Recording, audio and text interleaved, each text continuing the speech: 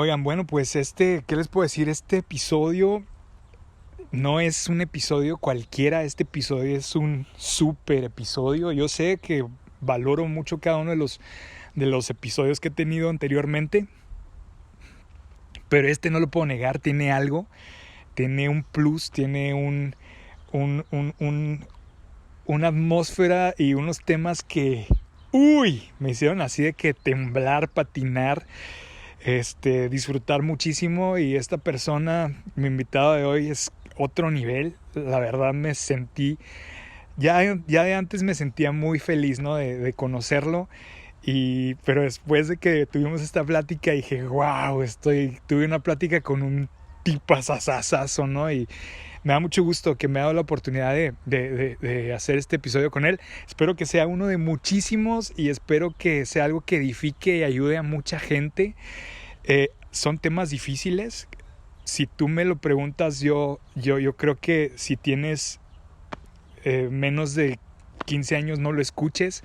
Puede ser difícil, puede ser abrumador, puede ser que no te lleve a conclusiones fáciles.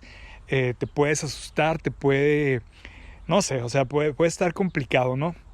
Así que de verdad, si tienes algo así como 15, 16 años, apágale y lo escuchas después, no hay problema, o escúchalo en presencia de alguien que consideres maduro y que consideres que tiene cuidado con las respuestas y las ideas eh, pues que vamos a abordar aquí, ¿no? Eh, no es porque sea algo malo, pero puede ser algo que te lleve a conclusiones equivocadas, que te lleve a complicarte tus convicciones. Personalmente, más bien me ha ayudado a tener una fe más firme, más bien me ha ayudado a tener convicciones más sólidas. Y hagan de cuenta que este invitado, yo espero que lo valoremos ahorita que lo tenemos en Chihuahua. Lo que está haciendo él junto con su esposa es otro rollo, de verdad. Yo estoy medio impaciente por regresar a Chihuahua para a ver cómo le hago para acoplarme con él, para acoplarnos con ellos, porque en serio vale mucho la pena. Son gente que está llena y que le gusta dar, o sea, le gusta, está abundada y les gusta compartir.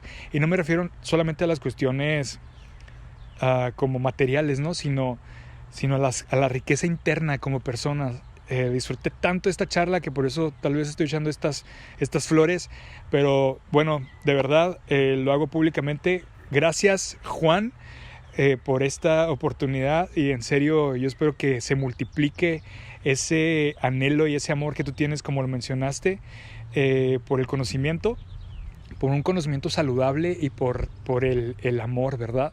Me encantó y bueno, el título está súper denso, yo lo sé, pero por favor tómenlo por el lado amable. Creo que hay una verdad muy fuerte detrás de este título, y casi siempre llegan los locos, ¿no? A sacudir las sociedades, las comunidades, y hacer revoluciones y cambiar paradigmas, destruir prejuicios. Y me gustaría muchísimo que a partir de que alguien ve este podcast o alguien lo escucha, se sienta inspirado para sumarse al ejército de esos locos y esos soñadores, esos revolucionarios, en la Biblia se diría algo así como los que trastornan al mundo, ¿no? No tengan miedo, y si tienes ideas y quieres compartirlas, si tienes preguntas, si tienes inquietudes, de verdad me da mucho gusto cuando me las compartes, cuando nos las mandas. Si tienes alguna de mis redes sociales, úsala. Si no, pongo a tu disposición mi correo electrónico, eduardomeraz@gmail.com. Y en serio, no tienen ni idea cómo he disfrutado este episodio. Espero que ustedes lo disfruten también. Bienvenidos. Bueno, pues estamos en un episodio más de Yo Soy. Ahora estamos aquí con Juan Pérez. ¿Cómo estás, Juan? Muy bien, Eduardo. A gusto, qué bueno. Sí, genial. Oye, yo ya estoy pensando en eliminar esta parte de las introducciones, porque como que me gusta ir muy rápido Al a la punto, ¿no? plática. Asunto. Sí, ya ves que somos bien buenos para empezar ahí a divagar, pero a mí me gusta como que más ir rápido, concreto. Aunque esto que estoy haciendo, ¿estás de acuerdo que es también divagar de alguna forma? Juan, vamos a platicar de la vida, vamos a platicar de ti, de cómo piensas, cómo sientes, qué buscas, cómo percibes el mundo, la realidad y todo. como si fuéramos expertos. Digo, tal vez tú eres, ¿no? Pero yo digo como para disfrutar. No sé si tú desde más temprano en la vida empezaste a hacerte cuestionamientos de estos existenciales, ¿no? A mí me está pasando muy recientemente. Tal vez tuve algunos cuestionamientos más joven, pero creo que ahorita están muy fuertes, o sea, fuertísimos con respecto a todo, ¿no? A cómo percibo mi persona, mi familia, el contexto en el que me he desarrollado, inclusive mi país, ¿no? Las ideologías o los ideales más bien que tengo. Y como un buen ejercicio, no pienses que es así como esta parte donde ahora niego todo lo que antes creía, ¿no? Para nada. Creo que es un ejercicio sano que estoy haciendo. No sé si a ti te pasó reciente o hace mucho tiempo y todo, pero creo que hay 3 preguntas que son famosas que son como las más existenciales de quién soy, de dónde vengo y a dónde voy, ¿no? Y yo cuando las escuché estas en mi adolescencia, yo pensaba que de dónde vengo se trataba de el pueblo en el que nací. Uh-huh. Y el a dónde voy, como las metas que tengo en la vida, ¿no? Pero en realidad me di cuenta que estaba muy limitada mi comprensión de estas preguntas y que tenían que ver más bien de dónde vengo de antes de llegar al mundo, ¿no? O sea, en dónde estoy contenido, si es que estoy en algún almacén de almas, o hacia dónde voy en esta parte que, bueno, de alguna manera la fe te da una respuesta, uh-huh. Pero una vez que concluye la vida en este mundo, ¿no? Y una de esas preguntas es la de quién soy, que al menos a mí me ha estado haciendo mucho como eco, ha estado resonándome mucho para definirme y a la hora de definirme pues me ayuda mucho el saber cómo otros han respondido a esta pregunta. Por eso es la pregunta obligada de este podcast, así que ¿tú cómo le haces? ¿Tú cómo te respondes? ¿A quién eres? ¿A cómo defines a Juan Pérez? Bueno, estas cuestiones, cuando te planteas estas cosas, yo creo que aprendes mucho de ti, ¿no? Uh-huh. A tener esa capacidad de introspección y de verte y preguntarte qué quieres, qué es lo que te define, qué es lo que crees y hacia dónde vas, ¿no?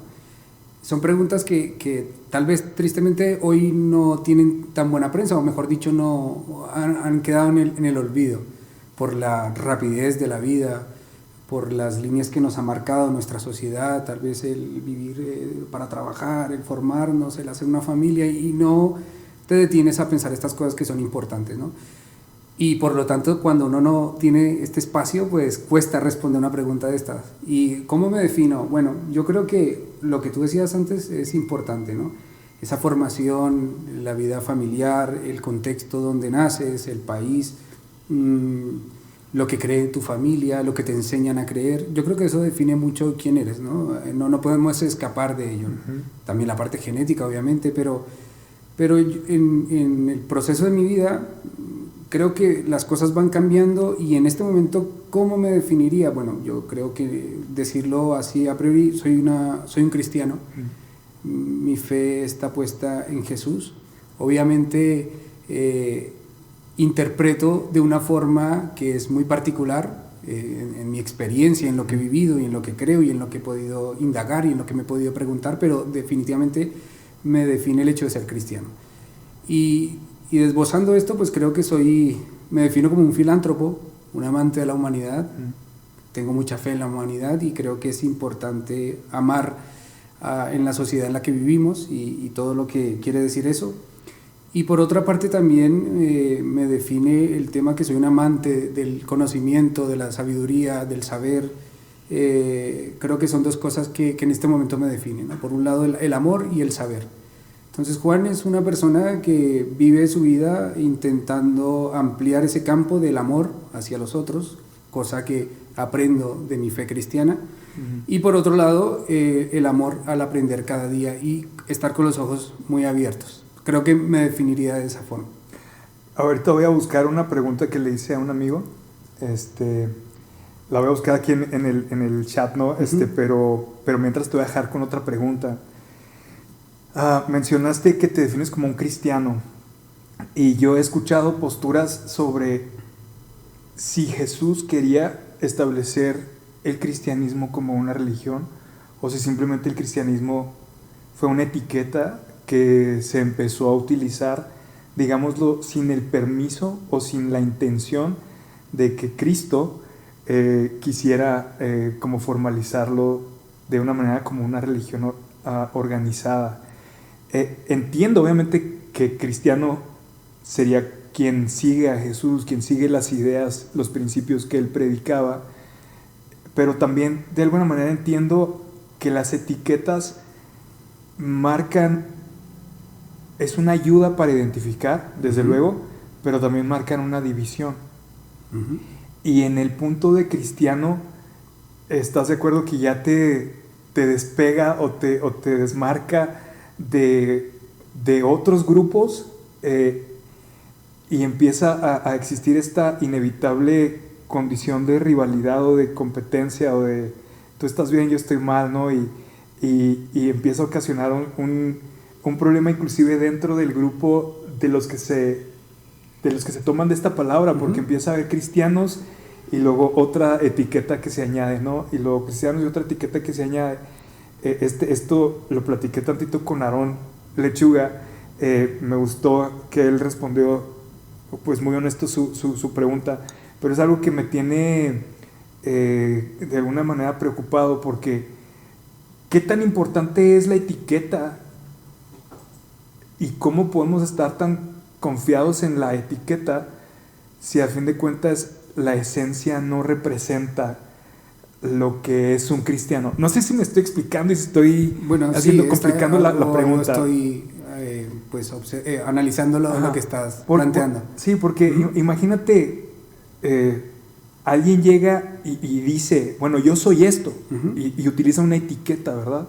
Obviamente es lo que necesitamos, una palabra y una definición de una palabra. Pero estás de acuerdo que no es suficiente cuando alguien dice que es algo, ¿verdad? Estamos ahora así como estas personas que empiezan a decir, rayando en lo absurdo de empezar a decir, bueno, pues es que si yo siento que me acomoda mejor la etiqueta de mujer siendo hombre, y empezar a pensar que eres mujer solamente por decirlo, no te hace mujer. ¿Sí me explico? No pasa lo mismo también con estas otras etiquetas de no te hace cristiano decir que eres cristiano, y que finalmente la palabra queda como insuficiente. Sí, exacto. Vale, pues es interesante lo que planteas y es importante. Fíjate que, entre otras cosas, pues he tenido la oportunidad de estudiar teología y poder en este estudio y en esta indagación y en esta serie de preguntas que obviamente se desprenden al hecho de tomar distancia y decir, bueno, ¿por qué soy cristiano? ¿Qué significa ser cristiano? Y por lo tanto llegar a quién es Jesús, que al fin y al cabo es de donde se desprende toda la idea del cristianismo, ¿no? Yo creo que en primer lugar el término cristiano, a mi forma de ver, es incorrecto. Yo creo que el término más adecuado serían cristianismos, porque está visto en la historia que al hombre, Jesús de Nazaret, desde una primera instancia comenzó a interpretársele.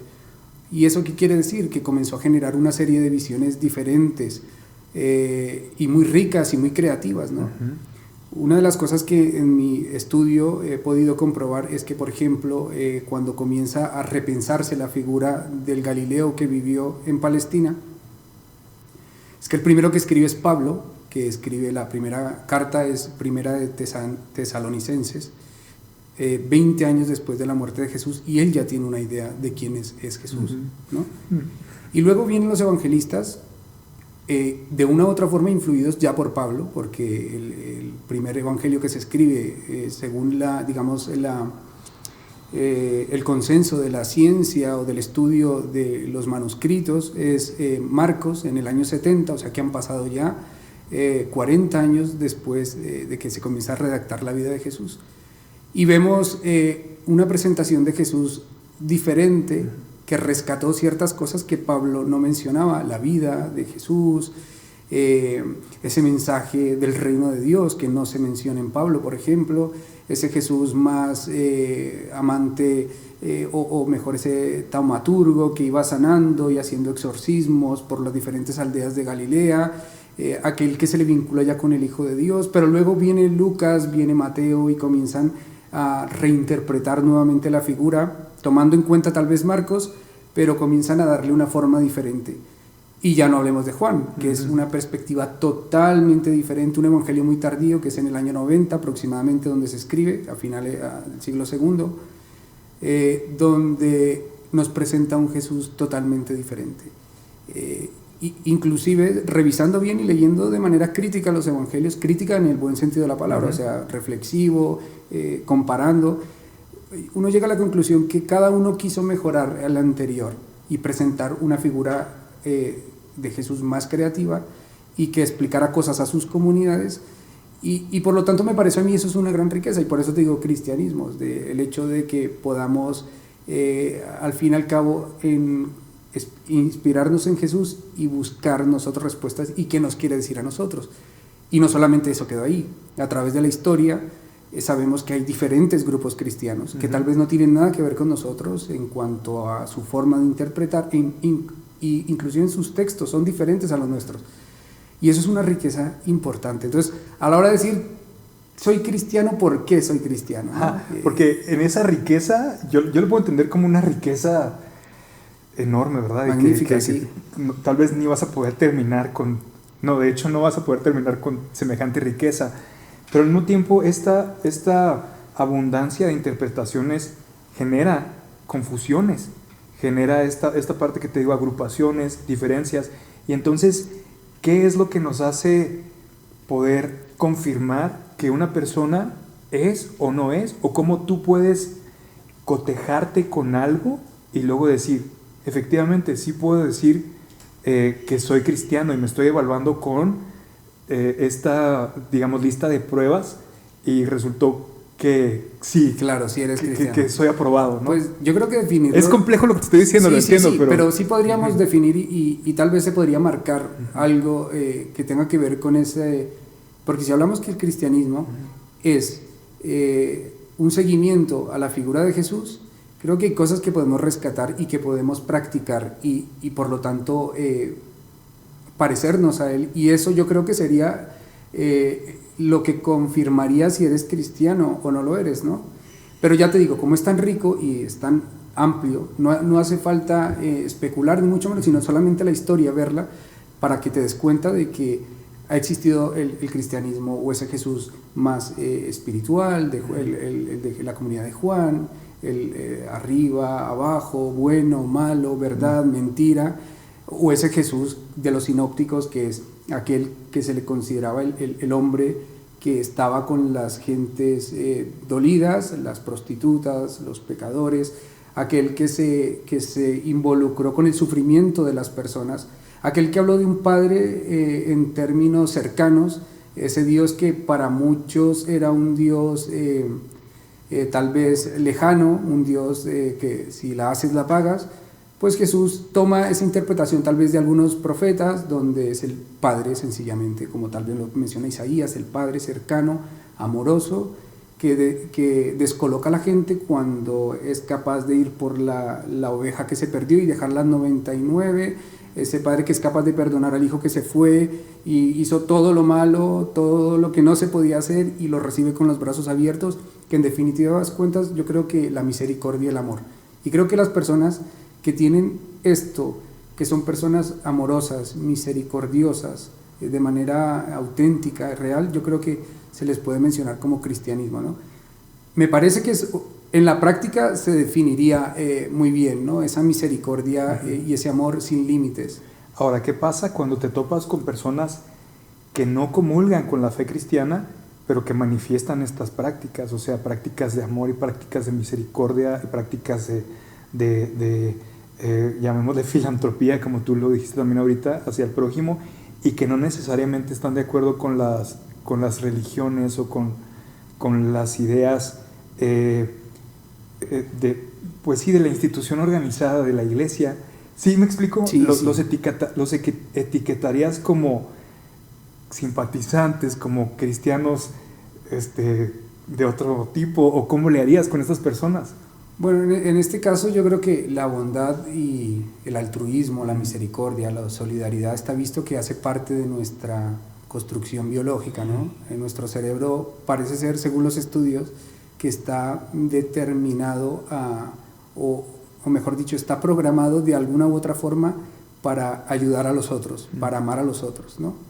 Y si hablamos del cerebro, estamos hablando, en este caso los que somos teístas, que hablamos de la creación de Dios, del diseño inteligente, pues Dios nos fabricó y nos diseñó con esa capacidad de amar, ¿no? Pero creo que estas personas que desarrollan esto, de una u otra forma, pues se acercan a esa espiritualidad, ¿no? Se alinean a esa espiritualidad. Muchas de ellas, cuando tienen esta serie de prácticas auténticas, pues como que tienen esa característica, ¿no? que nos acerca, nos une, ¿no? Obviamente el cristianismo no es lo único que existe, ¿no? Nosotros somos cristianos porque nos tocó nacer en culturas donde el cristianismo se profesaba.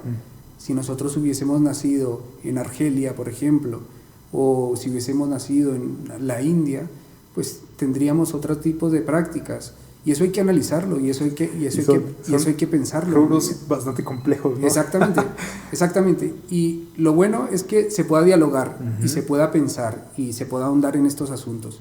Porque he escuchado algunos de tus programas, y creo que es un espacio interesante para el pensar. Esto viene muy bien, el ser crítico, el alejarnos. Sin miedo, ¿no? Porque algunas personas empiezan a llegar a estas orillas y dicen, no, ya mejor dejo de pensar ahí porque no voy a saber en qué clase de preguntas me voy a empezar a meter. Claro que sí. Fíjate que Barth, uno de los teólogos más grandes del protestantismo, cuando escribe uno de sus primeros libros, él afirma que hay un solo camino para llegar a Dios. Al final de su vida, en algunos de sus textos, ya no afirma que Él es el único camino para llegar a Dios, sino dice que Jesús es un camino para llegar a Dios. Él se ostentaba como cristiano. Exactamente, el Carbar es uno de los teólogos protestantes más brillantes que hemos tenido o que tuvimos en los siglos anteriores. Pero fíjate la postura de abrir este espacio, una de las mentes brillantes, un cristiano comprometido, y en su reflexión abrir este espectro y decir, bueno, es interesante decir que de un solo camino abrirlo y decir, bueno, posiblemente hay otras vías donde podemos llegar a Dios, ¿no? Esto es un problema, obviamente, porque lo que tú decías, cuando el cristianismo siempre ha tenido algo, y es también ese sentido dogmático y cerrado de no abrirse a otras cosas, ¿no? De no tener la capacidad de por lo menos contemplar las otras cosas, y todo lo que no sea del grupo, verlo como algo ajeno, amenaza, peligroso, exacto, y algo que tiene que ser rechazado, es un enemigo. Pero yo creo que esto es un problema. Creo que tener una apertura, y lo que tú decías, algo cuando hablabas de ti, que en este momento estás planteándote cosas y tal vez resolviendo cuestiones que antes ni siquiera te atrevías a hacerlo ni a cuestionar. Y precisamente por miedo. Claro, pero el cambio es una virtud. Más que el miedo al cambio, yo creo que tenemos que ver el cambio como una fuente de transformación magnífica, ¿no? De hecho, en nuestro contexto cristiano, el cambio, la palabra en la Biblia, en griego es metanoia, que nosotros la hemos traducido arrepentimiento, y tiene una connotación negativa, de compungimiento, arrepentirse, de dolor, de fallé. Pero el arrepentimiento, esa transformación, en vez de ser doloroso y triste, guarda algo magnífico, y es la posibilidad que se abre ante nosotros del cambio, de ver otras posibilidades, ¿no? Entonces, yo creo que estas cosas hay que tomárselas con responsabilidad, ¿no? Decir, no hablemos de universalismo, tal vez, o hablemos de universalismo, pero siempre con argumentos y haciéndonos preguntas, porque si tú dices, si no somos los únicos en este planeta y hay diferentes ramas, diferentes formas, ¿qué va a pasar con estas personas? Se van a condenar. Desde luego entra en choque frontal con el Evangelio y con el mensaje de Jesús. Sí, es lo que te iba a decir, o sea que cuando yo evitaba hacerme ciertas preguntas, de alguna manera ese freno era debido al que iba a pensar la gente cercana a mí, ¿verdad? O sea, los que están de alguna manera influenciados o influidos por mi manera de pensar, ¿verdad? Por mi manera crítica de llegar a conclusiones o de encontrar respuestas. Por ejemplo, tú dices que hay que entrarle a esto responsablemente. Karl Barth, que no sé si él estaba consciente o no de qué tan grande iba a llegar a ser la influencia de su teología, no sé hasta qué punto estaba consciente de esas palabras que estaba diciendo, cómo iban a chocar con los fundamentalistas. Claro. Que ya en cuanto escuchan un camino en lugar de el camino, o sea, hablar de Jesús como un camino en vez de como el camino, ya los hace empezar a rechazar, ¿no? Claro, enseguida es una agresión, ¿no? Enseguida es algo negativo, ¿no? Pero en la misma Biblia y en la misma construcción de lo que nosotros conocemos como cristianismo han habido muchos cambios, y son cambios muy evidentes que tal vez no nos percatamos de lo difícil que fue en su momento, pero que al final ganaron y cambió perspectivas totalmente. O sea, y por eso te digo que es un valor cambiar, porque esto beneficia. Un cambio en pro del bienestar nuestro, en pro de una mejora nuestra. ¿Nos puedes contextualizar algún ejemplo? Claro que sí, claro. Por ejemplo, mira, una de las cosas importantes, uno de los cambios muy fuertes que se da en el momento donde está creciendo el cristianismo es la integración o la llegada de los gentiles al grupo judeo-cristiano. Porque Jesús, desde luego, no es cristiano. O sea, eso es un anacronismo decirlo, ¿no? Jesús era un judío del siglo I, donde él vivía bajo el marco de la alianza. Y de alguna manera era un judaizante, ¿no? Claro, era una persona donde sabemos que él nunca invalida ninguna de la ley, porque eso es ir en contra de la raíz vital de la creencia del pueblo judío. La ley la da Dios y nadie puede meterse con ello.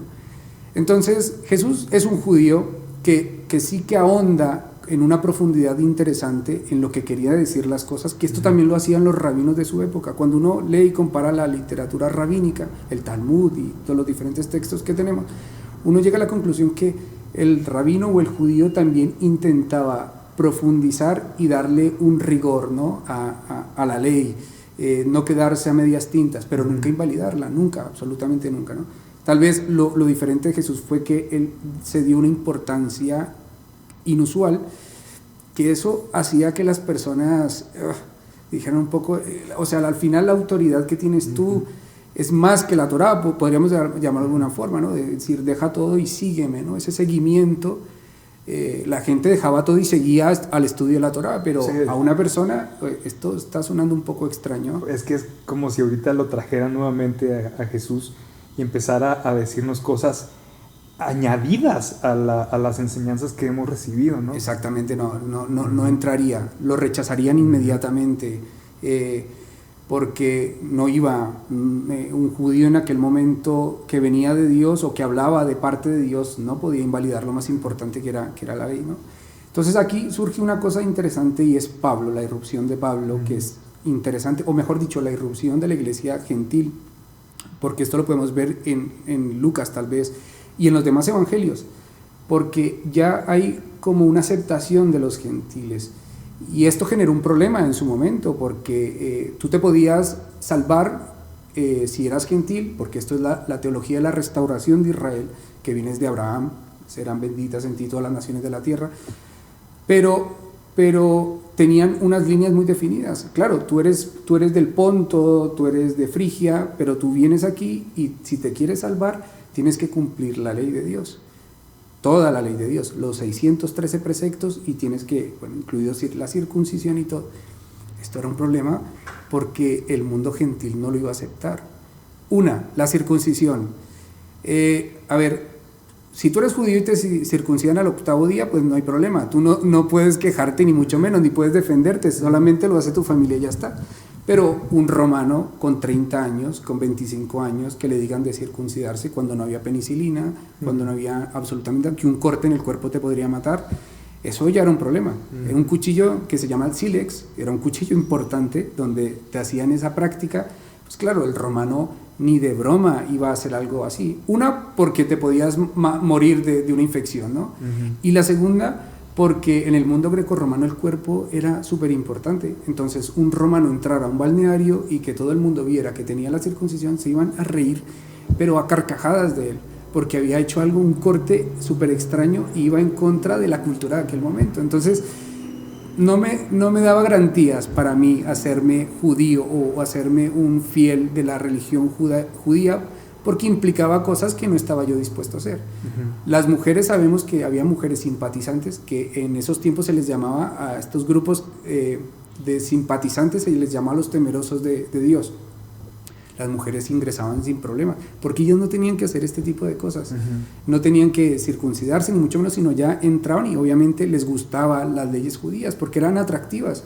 En ese momento esa idea de un Dios único estaba generando buena prensa en el mundo griego, de un solo Dios, interesante, y los judíos lo tenían, o cómo guardaban el sábado, o cómo se protegían, o cómo se ayudaban entre ellos. Estas eran ideas muy interesantes. Pero había un problema, y era que los gentiles, la iglesia se comienza a expandir, se va a Antioquía, y aquí está el asunto, porque era cómo compartimos y vivimos con estas personas. Porque el judío, lo vemos en la Biblia, o el hermano de Jesús en la carne, el justo, lo dice Josefo, o también lo mencionan algunos textos, Josefo, y lo menciona otro texto que no recuerdo, donde era el justo, el judío de judíos, el campeón de la ley, ¿no? Y aceptar que alguien ingrese sin que pase por todo el proceso que ellos creían que tenía que pasar era un problema. Ahora, lo creían porque Dios lo pidió. O sea, no era nada más de algo que ellos creyeron de invención propia, ¿no? Dios le pidió esa señal a Abraham. Claro que sí. Ahora, ellos decían, bueno, si me la pidió a mí, entonces también a ti.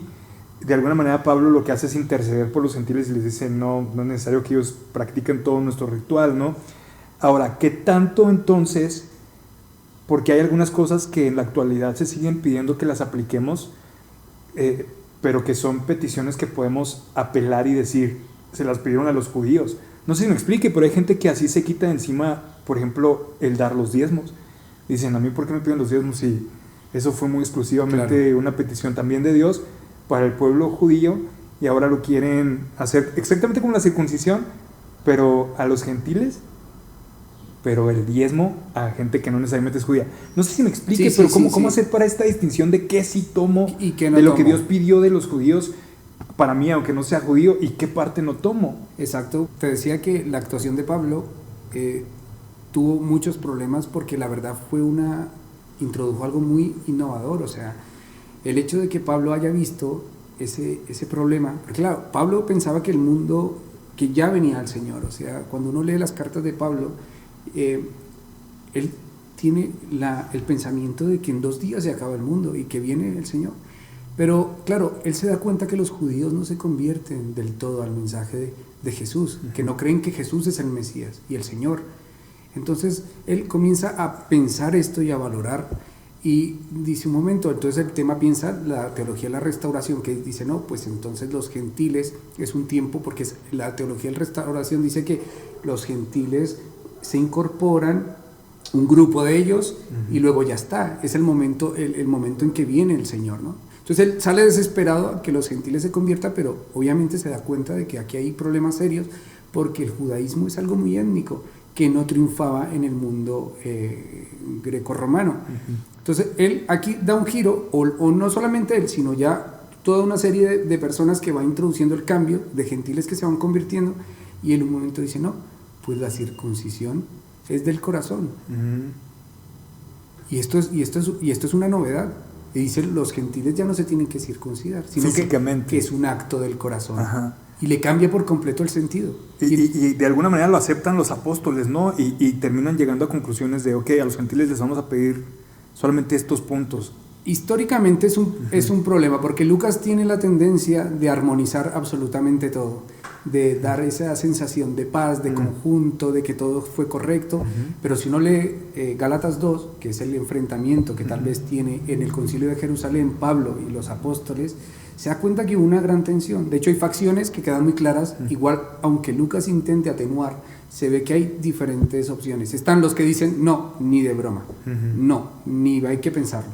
Y están los otros que dicen, un momento, sí, pues nos parece razonable, pero que ellos cumplan la ley de Noé, que es unas leyes de los alimentos y estas cuestiones, y dice, bueno, y ahí los aceptamos, ¿no? Pero esta tensión siempre la hubo. pero la evidencia era que el grupo gentil ya había entrado. Entonces, ¿qué ocurrió con este cambio que fue drástico? Es decir, si Jesús lo hubiese dejado tan claro, de decir, no, el tema de los gentiles y de todo el tema de la salvación, porque estamos hablando de un tema muy serio que es el tema de la salvación, no hubiesen tenido este problema de discusión. Pero el apóstol hubiese aceptado enseguida, pero aquí hubo algo que no tenían muy claro, ¿no? Ya vemos a Pedro, por ejemplo, el tema de los alimentos, que no lo tenía claro, luego que no se sienta con los gentiles porque no sabemos por qué no se sienta, si por temor a que diga la iglesia de Jerusalén algo. Podría ser ahorita etiquetado de racista, ¿no? Exactamente, porque era su cultura, es decir, a un judío que le digan, no, estas cosas no hacen falta hacerlas. Para el judío era una cosa importantísima. De hecho, Pablo nunca anula eso, dice, no, pues los judíos lo hacen, es más, yo que soy judío lo hago, voy al templo, tengo la circuncisión y vivo bajo este marco, pero los gentiles no. Entonces, ese cambio, digamos, para no extendernos, ese cambio fue muy importante y es drástico porque es un tema de salvación, o sea, que ese cambio lo dio la iglesia paulina, ¿no? ¿Y qué resultado tuvo? Pues que el mundo griego conoció a Jesús y pudo aceptar ese concepto del Mesías y se extendió en el mundo, digamos, romano, por todo Asia y por toda Europa posteriormente, el mensaje del evangelio, ¿no? O sea que fue un cambio en su momento que para algunos se tuvieron que arrancar el pelo y decir, no, ¿qué están haciendo, no? Ok, esos cambios indudablemente siguieron pasando, han seguido pasando y seguramente seguirán pasando, pero algunas personas quieren ver los cambios bíblicos como los únicos que son válidos y los cambios actuales como los que ya no. Sí me explico, ¿verdad? O sea, sí, los que vienen en la Biblia tienen su validez y su razón de ser, pero ya no le vamos a hacer más cambios, ¿verdad? Más que los que están ahí. ¿Tú crees que sea válido realizar un cambio tan drástico aún en nuestro tiempo? Voy a poner un ejemplo, ¿verdad? Tal vez rayando precisamente en un extremo, para ver cómo lo deberíamos o cómo crees que lo deberíamos de contemplar. En estos momentos también hay tensiones de agrupaciones que están queriendo ser añadidas a la fe y que de alguna manera la iglesia se ha resistido a recibirlos. En Estados Unidos, no sé si fue hace 1 año o 2 años, pero que hubo un problema en la iglesia metodista porque hubo quienes aceptaron la inclusión de los ministros homosexuales. Y se hicieron facciones también, o sea, la iglesia metodista ahorita en Estados Unidos está dividida porque hay quienes están aceptando ministros homosexuales o miembros también, y hay quienes los están rechazando. De alguna forma, ¿tú crees que eso se pueda ver también como otra especie de gentiles que la iglesia tiene que abrirse un poquito más para recibirlos? Sí, también es una forma complicada, de verdad, de ver y de hablar del tema, pero no sé si sea válido preguntárselo. No, es interesante, yo creo que es interesante y hay que abordar el tema bien. Es algo que está sucediendo recientemente y que tarde o temprano va a llegar va a ocurrir. Mira, yo creo que por la historia, ya ves que la única forma que tenemos de relacionarnos con el futuro es el pasado, porque de lo contrario no podríamos evaluar o proyectar lo que va a ocurrir. Creo que la iglesia tiene que aprender en que durante muchos siglos hemos llegado tarde, no siempre ha sido así, pero hemos llegado tarde a las discusiones y a los problemas de nuestro mundo y nos hemos caracterizado en un momento muy, muy largo de nuestra existencia en señalar, en juzgar y en el ser cerrados y sesgados, ¿no? Por ejemplo, cuando viene la conquista de América, cuando Bartolomé de las Casas está hablando de una apertura y de reconocer a los indios americanos o en el conjunto de América como personas que son hijos de Dios, que tienen derechos y que hay que respetarlos y que hay que luchar por ellos. En Europa estaba el debate de que si los indios tenían alma o no. Sí, por mucho tiempo los de color negra eran personas tomadas como gente sin alma. Totalmente. ¿Y quién dio ese veredicto? Exacto, porque son esos debates, que no tienen sentido ahora con perspectiva histórica. Claro, nosotros ahora evaluamos eso y decimos, no, pero en su momento era un gran problema. El tema de la esclavitud, en su momento, el cristianismo de una u otra forma, con argumentos, apoyaba la esclavitud y recurría a la Biblia para fortalecer la idea que habían los esclavos y eran necesarios, ¿no? la maldición de Noé, a los cusitas, a la descendencia de uno de sus hijos, que eran supuestamente los negros, y que ellos se merecían ese castigo de parte de Dios. Nadie hoy piensa, nadie hoy, o es muy extraño la persona que te diga, vale, estoy a favor de la esclavitud. Nadie, hoy todos rechazamos con fuerza y de manera contundente el que haya esclavos. Pero por ejemplo, en la Biblia se ve que Pablo, por ejemplo, dice, esclavos obedezcan a sus amos, ¿no? No se dice nada en contra de esto, ¿no? Pero hoy nuestra mentalidad no permite hacer estas cosas. O el tema de la mujer, Eduardo, aunque yo sé que estamos en un continente o en el conjunto de Iberoamérica, el tema de la mujer sigue teniendo problemas y es espinoso, pero hoy en día, ¿quién está de acuerdo de que la mujer tiene un papel secundario en la vida, en nuestra historia? Absolutamente nadie. Y sin embargo sigue habiendo grupos muy rígidos dentro de la etiqueta gigantesca esta de cristianismo. Hay grupos muy rígidos que siguen apartando a la mujer de los lugares de eminencia. Claro, y esto es lamentable. Yo creo que esto va a cambiar y esto va a pasar. Ya te digo, la historia una y otra vez nos dice que las cosas cambian al final, ceden. Específicamente lo que tú tocaste, que es un tema candente, sobre todo en estos contextos. Ya ves, yo he tenido la oportunidad de vivir en Europa durante unos 14 años y formarme allí, estudiar allí. Y este tipo de debates se ha superado en diferentes sitios. Las iglesias luteranas de los países escandinavos o los países como Alemania, de tradiciones muy antiguas, ellos permiten ya o casan a los matrimonios homosexuales. O sea, las iglesias luteranas, estamos hablando de una ala de la Reforma Protestante, donde ha tenido una apertura, o la iglesia anglicana, o la iglesia católica ya comienza a permitir en la India grupos de sacerdotes casarse. O sea que son cosas que al final van cambiando, se van transformando. Yo la verdad, siendo honesto, creo que esto va a cambiar no dentro de muchos años y que al final terminaremos aceptando a estos grupos dentro de la iglesia. Ocurrirá lo mismo como fue con los esclavos, como fue con la mujer, como fue con otros temas, la economía, por ejemplo, un tema que cambió drásticamente en la concepción en el cristianismo. Creo que esas cosas van a cambiar. Pero ¿cuál es la misión de la iglesia? Hablemos a lo mismo. Por más que uno intente este papel de juzgar y este papel de señalamiento y de dividir en que los malos esos y nosotros los buenos, esto no genera absolutamente nada bueno, nada bueno. Cuando uno quiere o es consciente de que el cristianismo es un camino donde transforma a las personas, no solamente en su vida terrenal, sino que creemos en una trascendencia mucho más allá de nuestra vida, pues tenemos que adoptar esas prácticas de Jesús, que es que nos reconozcan como las personas cercanas a todo tipo de problemáticas. Una cosa muy curiosa que uno a veces pasa de largo, y es que Jesús se le criticaba porque andaba con personas indeseables, los publicanos, las prostitutas, los enfermos, y muchas veces no vemos la connotación de esto. Es porque a Jesús, ¿por qué se le criticaba? Si al fin y al cabo, por ejemplo, hablamos del tema de conversión, si Jesús, Lucas es el que más habla de estas palabras de conversión, de que la gente se convertía y cambiaba su vida, su forma de ser. Si esto ocurriera así, no hubiese existido ninguna crítica hacia Jesús, porque el judío hubiese reconocido inmediatamente que la misión de Jesús estaba haciendo convertir, o sea, hacer regresar a los pecadores al marco de la ley de Dios, al marco de la alianza.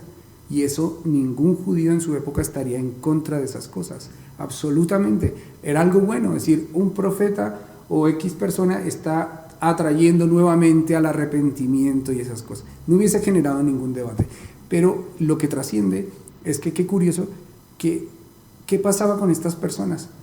Que Jesús tal vez, si hubiese ocurrido así, si se convirtieran y hubiesen cambiado su vida inmediatamente, no hubiese la crítica y no hubiese trascendido hasta nuestros días una figura problemática para la iglesia, porque decimos que Jesús se le identifica con los pecadores, y esto es muy fuerte, que ahora intentamos matizar diciendo, no, estaba en el mundo, este tipo de cosas y de frases, ¿no? Somos del mundo, pero no estamos en el mundo. Sí, o sea, estaba con ellos, pero Él los hacía como Él. De alguna manera, esa es como que nuestra respuesta para calmar nuestra inquietud, ¿no? Sí, exactamente.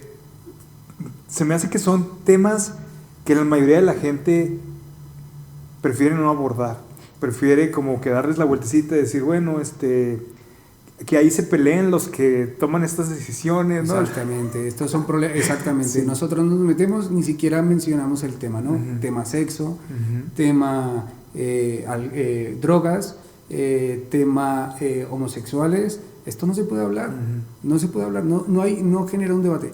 Pero el tema está, Eduardo, que la sociedad tiene grandes problemas y yo creo sinceramente que el mundo necesita a Dios a gritos. Pero nuestras prácticas lo que hacen es que nos alejan de las personas. De hecho, en Europa ya ves que está muy extendido el ateísmo, donde la gente dice, a mí no me interesa, porque tú lo único que haces es señalarme, ¿no? Y esto diría uno, no, está bien, sí, el pecado, ¿no? No, pero al final se alejan y las iglesias están solas. No hay nadie que se acerque. Sin embargo, el problema sigue existiendo. Sí. Sigue habiendo ese vacío enorme de esa existencia que necesita responder preguntas, o la necesidad de ese Dios que nosotros sabemos que actúa, que nos hace felices, que nos hace tener esperanza. Los alejamos por esa política de decir, un momento, no, nos vamos a encargar de señalar. Hoy la Iglesia Católica en Europa no le dice nada a nadie, absolutamente. Porque si no aprendemos de la historia, decir que la Iglesia lo único que hizo fue señalar y decir, tú malo, tú malo, tú malo. ¿Y eso qué generó? Un rechazo. Y lo bueno de Jesús es que en vez de que se le alejaran, se le acercaban. Y qué interesante esto, que la gente lo buscaba. ¿Por qué? Porque si a ti te señalan o a mí, si tú comienzas a juzgarme y a señalar mis errores, mis transgresiones, mis pecados, Eduardo, yo te voy a decir, no, abandona mi casa porque no me gusta que me señales, ¿no? En cambio, si tú tienes la capacidad de entablar una amistad conmigo, desde tu amistad, desde tu cariño, desde tu fraternidad, dialogar, ahí te voy a entender, ahí te voy a escuchar, ahí te voy a escuchar. Y además ahí voy a dejar en claro mis intenciones, ¿no? Creo que también alguna de las razones por las cuales el ateísmo se ha hecho tan fuerte en Europa es también porque se cansaron del proselitismo, o sea, de tú me quieres para jalarme a tu grupo, fortalecer tu grupo, tener economía para tus proyectos, estás utilizándome como un número. Y también de eso, digo, una mente que profundiza un poquito más se da cuenta, ¿no? De estoy siendo utilizado, estoy siendo usado. Ahora, Juan, nosotros tal vez somos mentes curiosas, ¿verdad? Mentes que les gusta. Tú dijiste, tienes un amor por el conocimiento, por la sabiduría. Y te dije ahorita que te iba a hacer una pregunta que le hice a un amigo, ya la tengo aquí. Hay gente a la que nos gusta entrar en esos puntos de conflicto, de tensión, y tratar de deshacerlos, ¿verdad? De quitar los nudos. Pero hay gente que no, y hay gente que tal vez ni siquiera entiende terminologías que se utilizan. Hay mucha literatura que yo estoy tratando de abordar, pero que no puedo, es muy densa, ¿no? Tú me recomendaste el libro de Temor y Temblor de Soren Kierkegaard, no sé ni siquiera si pronuncias así. Y ahorita que tú decías esto de que tal vez se tenía que decir, en vez de cristianismo, cristianismos, y él hace una crítica muy fuerte y les llama cristiandad, ¿verdad? Trata de separar entre cristianismo y cristiandad, y dice que la cristiandad es toda aquella que está más interesada como que en bienes o beneficios para su institución, y inclusive renegaba a él de la iglesia organizada de Dinamarca. Si lo leen, pues se van a dar cuenta, ¿verdad? De cómo él, tratando de ser un creyente genuino, se trata de desmarcar de los que considera que están haciendo el trabajo ministerial por intereses personales. La pregunta es esta, mira. Hay un pasaje en Eclesiastés 1:18 que dice, porque en la mucha sabiduría hay mucha molestia, y quien añade ciencia añade dolor. ¿Estás de acuerdo que de alguna manera la ignorancia te da una felicidad? O sea, te mantiene en una alegría, no sé si le quieras llamar paliativa, pero te da una alegría de no estarte complicando las cosas, ¿no? Exacto. Pero al mismo tiempo, mira, en Proverbios 2:10 dice que la sabiduría vendrá a tu corazón y el conocimiento te endulzará la vida.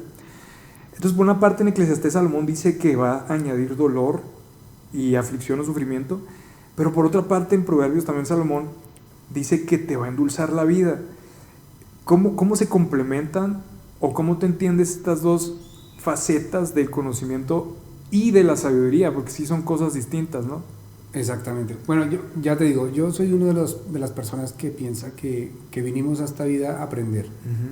De hecho, Sócrates decía, hemos venido aquí a la tierra para aprender, para observar, para enriquecer nuestro conocimiento, ¿no?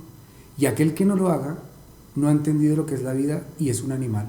El que no aprenda. Exactamente, el que no venga a aprender. Porque el que no aprende, odia mucho. Y cuando odias, no haces absolutamente nada. Y él se refería a esa falta de estar con los ojos bien abiertos. Sería una contradicción, Eduardo, pensar que Dios nos da un cerebro que es el órgano más sofisticado del universo, y pretender que no lo utilicemos es un asunto muy contradictorio, ¿no? Yo creo que a través del conocimiento hemos llegado a vivir mucho mejor como personas. El hecho de que estemos hoy aquí, bajo un techo con estas características, aire acondicionado, podamos estar reflexionando de estas cosas, que quiere decir que hemos leído, que hemos desarrollado un lenguaje, que hemos desarrollado esa parte frontal de nuestro cerebro donde está la crítica, el análisis, que nos ha hecho vivir mucho mejor, que nos ha hecho no ser tan animales, ¿no? De alguna otra forma. Sí. Creo que es importante que tengamos esta apertura y que sepamos que no es una contradicción. Muchas veces la gente piensa que el conocimiento es una agresión a la fe, y desde luego que no lo es, no tiene nada que ser agresivo. Yo escuché el podcast de Aarón, que le tengo mucho aprecio a Aarón, es una persona interesante, lo he conocido hace pocos meses, pero es una persona muy reflexiva, que le gusta leer. Y en ese aspecto, pues, digamos que me gusta acercarme a personas que leen. Recuerdo una persona que decía, no te juntes o no tengas amigos que en su casa no tienen libros, porque eso es muy sospechoso y es peligroso. Entonces, Aarón es de esas personas que ha despertado curiosidad. Él decía que había que tener cierto, ser muy precavidos a la hora del conocimiento. Y es una razón, bueno, respetable, pero yo pienso todo lo contrario, ¿no? De alguna otra forma, decir, nunca sesgues el conocimiento y deja que te lleve a donde te lleve, sin temor alguno. Que ese viaje que comienza, que tú sabes cómo comienza, pero no sabes cómo vas a terminar, pero déjate sorprender. Porque al final creo que la verdad está ahí, en la observación, en el que tú vayas descubriendo, y que obviamente seas analítico, crítico con todo lo que lees, con todo lo que escuchas, que no lo aceptes, sino que lo pongas en tela de juicio. Y ese ponerlo en tela de juicio o tomar distancia de lo que tú piensas te va a hacer dos cosas posiblemente. La primera es que vas a analizar desde lejos, desde otras perspectivas, y vas a decir lo que pensaba antes es equivocadísimo, porque la experiencia misma me va a llevar a eso, a decir que no, porque el conocimiento te lleva a analizar algo que es la realidad. Pero también te puedo decir, tomé distancia y me di cuenta que lo que yo creo o que yo que pienso es súper auténtico. Entonces vuelves a tu posición con más firmeza, con más determinación, y eso va a ser muy saludable. Yo creo que el conocimiento nos aleja de algo que yo estoy totalmente en contra, que es la fantasía. Entonces te hago una pregunta.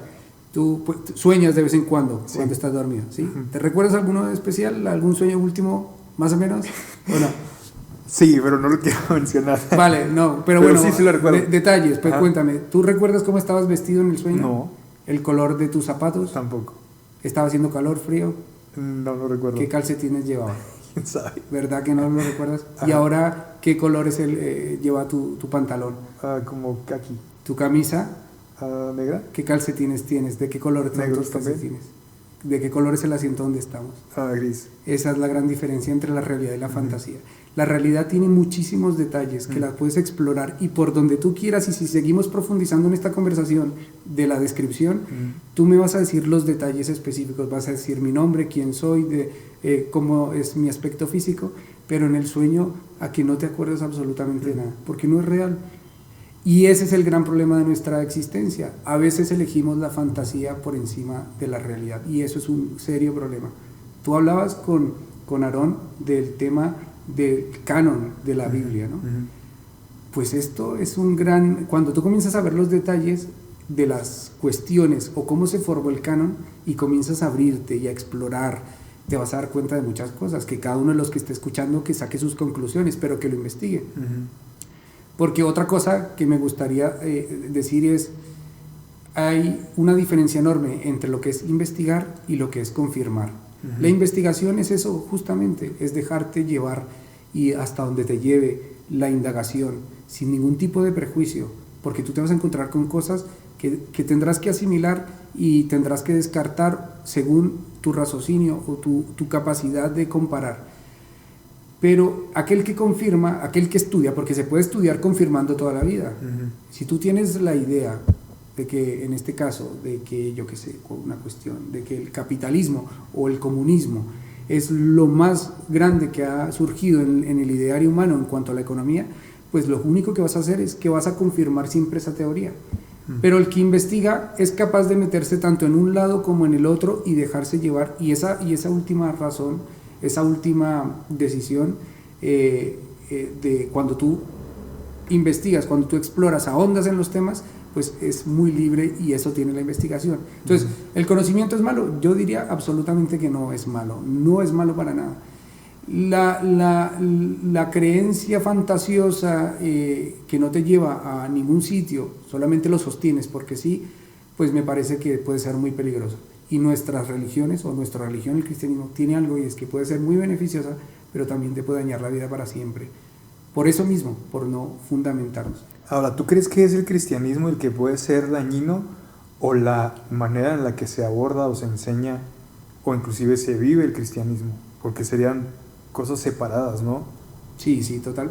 No, yo creo que el cristianismo tiene una potencia de transformación fabulosa. Y favorable, y que es, ¿no? Exacto, es auténtica y es un bienestar para nuestras sociedades. Antes te decía que el cristianismo no siempre fue aquella facción de juicio o ese tribunal hacia el mundo, sino que en los primeros siglos se ve que el cristianismo entendió la problemática de su tiempo y ofreció respuestas, y esto hizo que la iglesia creciera de una manera importante, ¿no? Exponencial. Las cifras son alarmantes, digamos, partiendo de los 120 que estaban en el aposento alto en el siglo III, contar con una gran cantidad, no tantos tal vez, pero creció de manera brutal. ¿Y a qué se debe eso? Pues justamente porque comenzó a responder preguntas que la gente se hacía, y fue una opción auténtica de vida para las personas. Entonces, cuando el tema de las viudas, de las enfermedades, de las pestes, el cristianismo supo gestionarla.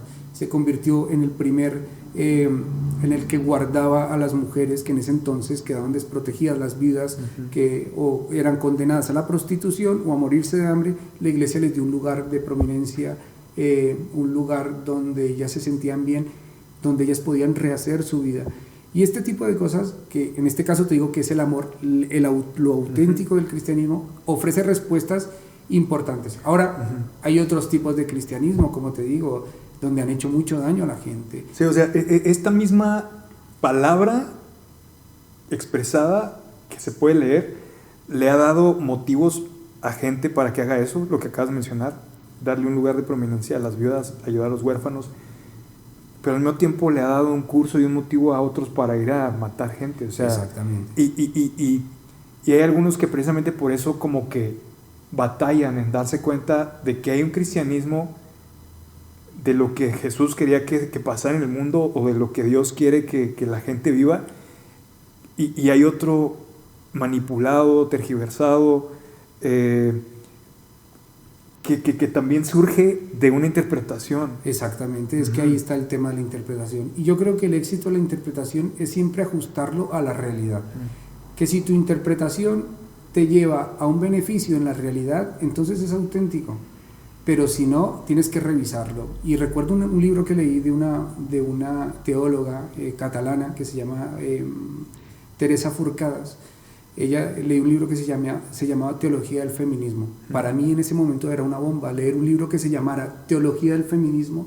Mis compañeros del seminario y mis profesores me veían de manera extraña. Pero ella en el libro dice una cosa, dice, cuando tú puedes tomar dos opciones, cuando una idea no termina de encajar en tu existencia, o un concepto que te enseñaron o que heredaste, y resulta que ese concepto no concuerda con tu realidad, con tu vida, no es real, o sea, te frustra porque no acabas de vivirlo, de tener esa experiencia de lo que has aprendido. Entonces dice, tienes dos caminos. O puede ser decir que estás equivocada tú, que eso que te enseñaron te frustra porque realmente es tu problema, que no se encaja con lo que recibiste, y vivir toda la vida amargada y frustrado, o decir, un momento, no es tan auténtico esto que me enseñaron porque no corresponde con mi realidad. Entonces, ¿qué hago? Pues modifico esto que me enseñaron y asumo algo que tenga que ver con mi realidad, con lo real de la vida. Y esto también hay muchos ejemplos, por ejemplo, la economía. La iglesia en principio, hay una secta que es la pobrista, de hecho hay un cristianismo que te hablaba, que se llaman los ebionitas. Ebionitas, que quiere decir secta de pobres, que surge del cristianismo, de los nazarenos, de ideas de Jesús, y del grupo que se formó. Por ejemplo, tú lees Lucas y hay cosas muy fuertes contra la riqueza y contra el rico directamente, y esto hay que analizarlo, ¿no? Y durante mucho tiempo, una secta también judía, que es donde es el origen, la génesis de este problema son los esenios, las personas que vivían pues aisladas, o el grupo del Mar Muerto, esto que fue tan famoso en el hallazgo a mitad del siglo XX. Ellos relacionaron, que era un grupo judío, ellos relacionaron el mandamiento de no robarás, no hurtarás, con no te lucrarás. Órale, no lucrar. No te lucres, porque era no robes, era igual a no te lucres. Órale. Y esta idea... O sea, en el concepto de las palabras originales era exacto, lo mismo. Para ellos era lo mismo. Bueno, ¿para concepto? ¿Ellos o para el diccionario de ellos? No, para este grupo, para esta secta. Porque solo para ese grupo. Exacto, porque los judíos no interpretaban esto. Los judíos es un pueblo donde siempre han creído en el trabajo, en el esfuerzo, en la riqueza, que es parte de la bendición de Dios. Ahora, perdón si te interrumpo aquí, pero ¿por qué? O sea, ¿por qué ellos ligaron esa palabra con ese concepto? Porque ellos son un grupo que interpreta las escrituras de manera más rigurosa, y ellos, el apartarse de las cosas, el vivir en comunidad, lo veían como algo bueno, que todos tenían en común, que era positivo, que el que tenía más, este falla, este no es tan bueno, tiene que ponerlo a disposición de los demás. Entonces, toda esta idea, y esto relacionado que es entre yo vivo esa vida comunal, pues mucho mejor, estoy más cercano a Dios, ¿no? Pero estas ideas se filtran al cristianismo, donde no tiene nada que ver con el judaísmo. Digo que aquí hay un cambio de idea. Y fíjate lo interesante que los padres de la iglesia, bueno, ya, o sea, tú obviamente, o sea, ser rico es un problema. Tú dedícate al reino de Dios, que todo te viene tranquilo, sin problema. No pienses en el día de mañana, porque de una u otra estás faltando a tu fe. O por ejemplo, ¿no has visto los lirios del campo cómo están? Tú confía en Dios. Y esta idea de pasividad, de no lucrarme porque es algo malo, se comienza a permear en toda la idea cristiana. Tú lees a Agustín de Hipona, a Ambrosio de Milán, a Jerónimo, todos estos autores. ¿Ellos son ebionistas? No, el ebionismo es un grupo muy cercano, desaparece este grupo. Es un grupo judío, un judío-cristianismo que sabemos, por ejemplo, en el libro de Ireneo de Lyon contra las herejías, la existencia de este grupo, que era muy cercano, grupos de Galilea, muy cercanos a la idea de lo que Jesús enseñaba, ¿no? Los ebionitas es una secta un tipo de cristianismo que nace muy cerca al tiempo de Jesús, ¿no? Porque ya ves que te decía que hay diferentes tipos de cristianismos. Cualquier persona que quiera ir a la historia y indagar se va a dar cuenta que había comunidades muy diferentes. O sea que en las ideas del cristianismo te vas a encontrar grupos que proponían la pobreza como el modelo que Jesús quería establecer, y grupos que van a decir que Jesús propone la riqueza, ¿no? Claro. Que es algo que estamos viendo en nuestro tiempo. Exactamente. Pero esta idea de la pobreza, digamos, de la buena prensa que tenía aquel que daba todo a la comunidad, aquel que dejaba todo y se dedicaba a la iglesia, esto fue digamos que el concepto campeón, ¿no? Entonces, Agustín de Hipona, por ejemplo, habla que es imposible lucrar, se prohibía vender y comprar absolutamente cualquier cosa. Esto hasta el siglo VIII, IX. Y es que si te encuentras argumentos, por ejemplo, en el Antiguo Testamento, de que por lo menos a la comunidad no le cobras intereses, ¿no? Sí, o sea, a los tuyos no les cobras intereses. Si eran extranjeros era permitido, pero eso impediría, por ejemplo, que ahorita hubiera casas de cambio en nuestra comunidad. Exactamente. Y eso ocurrió en toda la época medieval, fue una parte muy oscura en la vida económica de Europa. Inclusive fue tanta la pobreza que el comercio se termina, finaliza, se muere en Europa.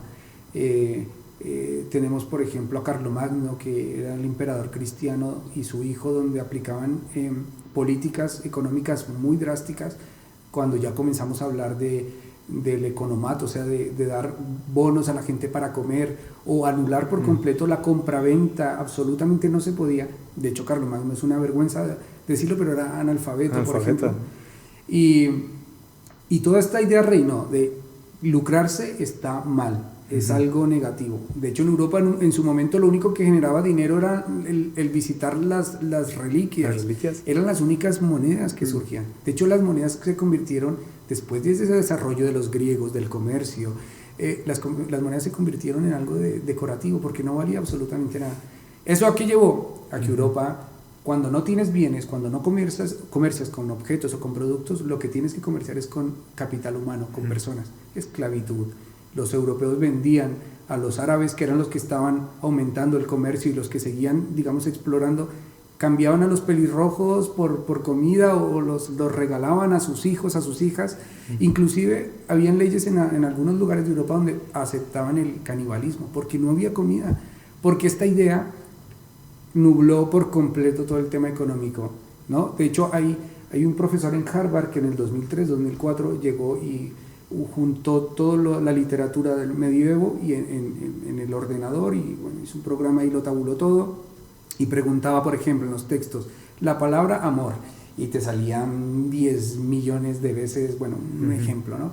La palabra pecado, y te salía un montón de veces, pero en la palabra lucro, o en latín lucrum, o negociador, era 1800 veces, o sea, prácticamente inexistente en la Europa medieval. Ahora, eso es un exceso, ¿verdad? Vemos también que en este otro exceso también existen otras problemáticas. Claro, en todos los extremos, ¿no? Pero a donde quería desembocar la idea es que llega la escuela de Salamanca, llegan los reformados, llega Lutero, llega Calvino, y dicen un momento, no, comienzan a ver que el trabajo es un beneficio, y que Dios otorga bendiciones a sus hijos, y que el trabajo es bueno, porque en el mundo latino el trabajo es igual es mi condena a trabajar. Pero aquí comienza a ver la profesión, la vocación como algo positivo. De hecho, hay un libro muy interesante que es Ética protestante y espíritu del capitalismo, de Max Weber, un alemán que estudia las religiones y la economía, donde él dice que el calvinismo es digamos, la semilla del capitalismo actual. ¿Por qué? Fíjate el cambio de concepto. Ya ves que los calvinistas creían en la predestinación. Entonces, para ellos, una de las evidencias de que tú eras predestinado, o sea, que tú eras salvo por Dios, era que tú fueses una persona económicamente bendecida. ¿Próspera? Próspera. Entonces era uno de lo que decía, este es salvo. Pues todos queremos ser salvos, y el grupo calvinista comienza a trabajar de más, a esforzarse porque quieren ser salvos, porque quieren ser parte del grupo de aquellos que están con Dios. ¿Y qué generan? Pues la acumulación, por primera vez la acumulación de riquezas, porque hay tanto trabajo, no gastan lo que tienen, y comienza a haber un excedente, lo que es el capitalismo, un excedente donde ya no solamente es lo que tenemos que gastar al día a día, sino que hay algo que comienza a acumularse y comienza a generar una riqueza. Pero entre más rico, quiere decir que tú estabas en ese grupo de los que son escogidos. Entonces, ¿qué pasa aquí? Obviamente están equivocados, ¿no? La salvación no se puede definir por esa... Claro, pero esa era la idea que ellos tenían en aquel momento. Pero fíjate, porque ni modo que seas muy, muy salvo. Claro, no, ahora es una salvo. Cosa, es decir, no es una cosa... Era una de las cosas, ¿no? No era solamente eso, la riqueza. Pero quiero decir, ¿de qué ocurrió desde tantos siglos de pobreza y oscurantismo en Europa a de repente en un momento generar otra vez líneas comerciales, trabajo, acumulación, negocio, prosperidad, materiales, adelantos tecnológicos? ¿Qué ocurrió? si los dos son grupos cristianos? Cambiaron de interpretación. Es decir, que le dieron valor a una idea y a la otra la desestimaron. Totalmente. Y eso es precisamente lo que estamos haciendo en cualquier momento de nuestras vidas, ¿no? Ponemos modas y tal vez ahorita está, como tú decías, tal vez ahorita ¿quién se atrevería a defender la esclavitud? Pero hubo un momento en el que había gente que lo hacía y con orgullo y sentía que ellos estaban en lo correcto. Nos tocó un momento en el que no está de moda la esclavitud, o por lo menos no expresarla abiertamente, pero es un momento en el que uno se siente orgulloso de tener a muchos empleados. ¿Sí me explico cómo? Y de alguna manera estos países que han llegado a ser potencias mundiales, ¿no? Y que su riqueza se forjó a base de esclavitud, como Estados Unidos, como Francia, como Gran Bretaña, pues qué conveniente fue en su momento para ellos, lo pudieron haber visto como lo que tú dices ahorita, un beneficio. Entonces ahí, ¿cómo le haces para distinguir entre beneficio y beneficio? Porque ahorita mencionabas un beneficio de ayudar a las viudas, y ellos podían ver el beneficio de, nos está yendo bien, ¿verdad? Claro, o sea, claro. Mira cómo está trabajando, qué conveniente el tener una mano de obra tan baja para la construcción de estos, voy a, entre comillas, decir imperios, ¿verdad? Claro, claro. ¿Cómo hacerle para discernir entre el beneficio que es honesto, amoroso, aprobado por Dios, digámoslo así, exacto. Y el que es meramente un beneficio que representa una conveniencia para los míos? Exacto. No, todo lo que estamos hablando es un tema de reflexionar lo que ha pasado en la historia, ¿no? Para que analicemos y que seamos críticos. Obviamente, para buscar este tipo de respuestas, no es que esté de acuerdo con el tema capitalista en el sentido bruto, moderno o digamos salvaje de la destrucción de vidas, de la acumulación innecesaria y obviamente de las diferencias que se generan por nuestras acciones, ¿no? Yo creo que el cristianismo, para medir eso, es sencillamente esa enseñanza tan básica que es ponerte en el lugar del otro, generar esa empatía y querer al otro lo que te gustaría que hicieran contigo. Eso es una cosa básica. Ley de oro, ¿no? Exactamente. Ahora, fíjate que hay estudios donde se demuestra que la felicidad, o sea, estudios a nivel científico por el tema de esta ciencia moderna que es la neurociencia, ¿no? Que es tan fabulosa, donde nos enseña que la felicidad y el bienestar social no depende ni del dinero, ni de la salud, que son factores importantes. Obviamente, si tú tienes una economía precaria y te ganas el doble de lo que te estás ganando, pues te va a hacer feliz, va a repercutir en tu felicidad. Pero hoy está demostrado que con estudios del cerebro, que cuando tú ayudas a las personas, eres muy feliz, más que si gastaras ese dinero en ti, más que si tuvieses buena salud. Lo que hace el cerebro cuando tú ayudas a otra persona y eres capaz de lo que seguramente te corresponde a ti, otorgarlo a otro, el cerebro comienza a hacer libera una serie de neurotransmisores que lo que te generan es una felicidad, una calma, una alegría enorme, que al fin y al cabo lo que nos enseña Dios, ¿no? Es decir, bueno, si yo tengo la capacidad de hacer negocios, tengo que ser justo con las personas. Explotar a las personas es algo incorrecto, trabajar fuerte es algo muy positivo, pero yo creo que hay que medir esa justicia, ¿no? Que eso te la da, yo creo que es una interpretación sana del Evangelio. Y yo creo que esto es muy auténtico de Jesús, cuando es capaz, ¿qué es lo que nos define como cristianos? Es la idea sencilla de aquel que se sacrificó por otros sin merecerlo. Ese es el cristianismo. La cruz representa eso, un acto de sacrificio no justo, tal vez, en nuestro concepto de justicia, pero que trajo un bienestar absoluto a toda la humanidad. Y eso, curiosamente, nos genera ese bienestar. Entonces, pero yo creo que pero fíjate cómo nos puede hacer daño una interpretación del dinero, decir, no, yo no trabajo nunca y Dios me va a bendecir y Dios se va a hacer cargo de mis problemas. No, eso en la realidad, ¿qué se va a traducir? Que se te acumulan los temas de la hipoteca, estás luchando, buscando siempre, estar haciendo maromas para llegar a fin de mes. Yo quiero decir que soy pastor y que tenemos un proyecto donde trabajamos con personas de la calle, Actualmente estamos en México trabajando en una idea educativa para niños de bajos recursos. Soy totalmente creyente, creo en Dios, creo que es necesario, creo que Jesús es una respuesta para nuestro tiempo, pero hay ideas que hay que revisar. Tengo amigos pastores que han tenido una vida de privaciones y ellos siempre la justifican por este tipo de interpretación, ¿no? Pues, al final Dios tiene que responder porque yo trabajo igual, ¿no? Yo estoy haciendo las cosas bien. Pero ¿y si se cambia de perspectiva, que no es malo, y decir, bueno, ¿y acaso Dios tampoco no nos dotó de manos, de cerebro, para poder trabajar y emprender otras cosas? No quiero decir que sean vagos, ni mucho menos de que no quieran trabajar, sino es por ideas interpretativas, me refiero. Es decir, es bueno que yo me dedique completamente a esto, pero tengo carencias, dificultades, mi salud se ve... pero por otro lado podría generar una idea económica y bendecir también inclusive a los de la iglesia.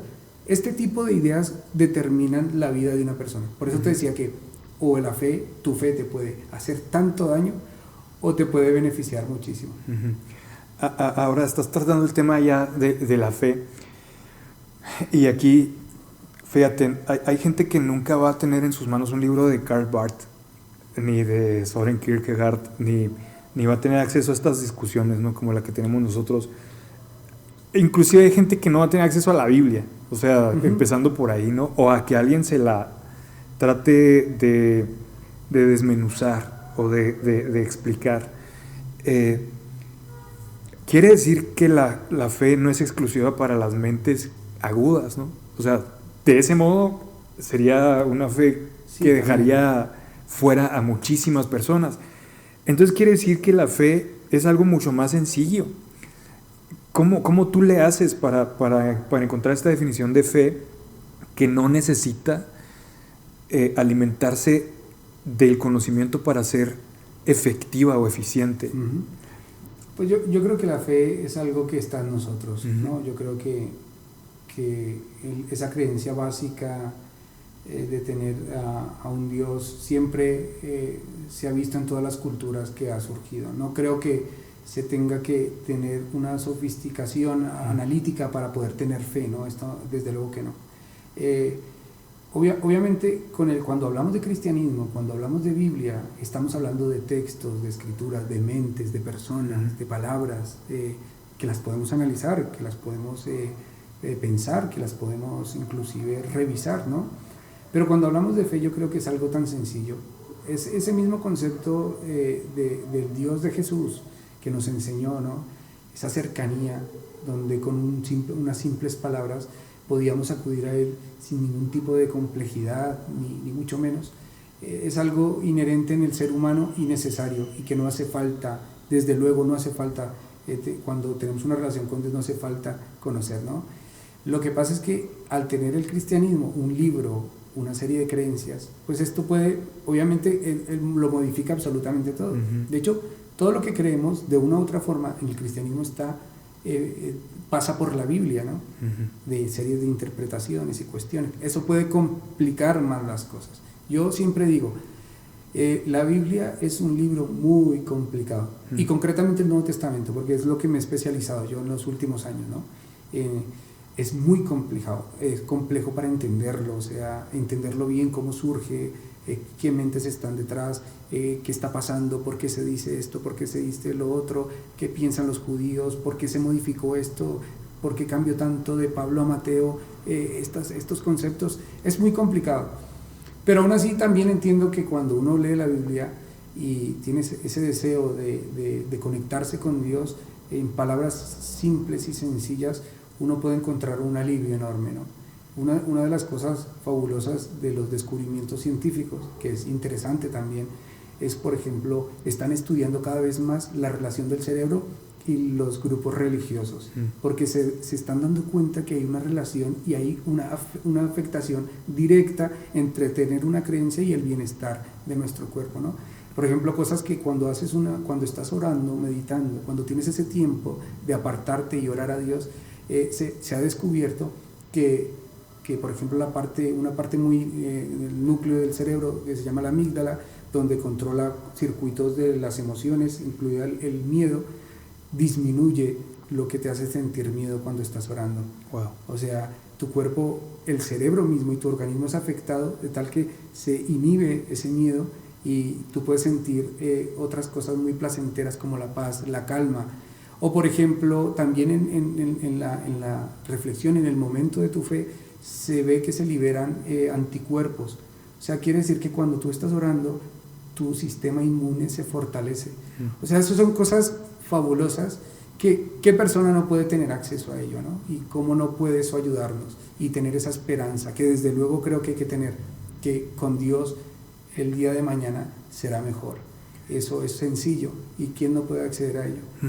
Ahora, fíjate, la Biblia da una definición de fe, ¿no? Certeza de lo que se espera, convicción de lo que no se ve. Para tener fe tiene que constarte algo. Ahorita tú hablabas la palabra confirmar, ¿verdad? Las cosas.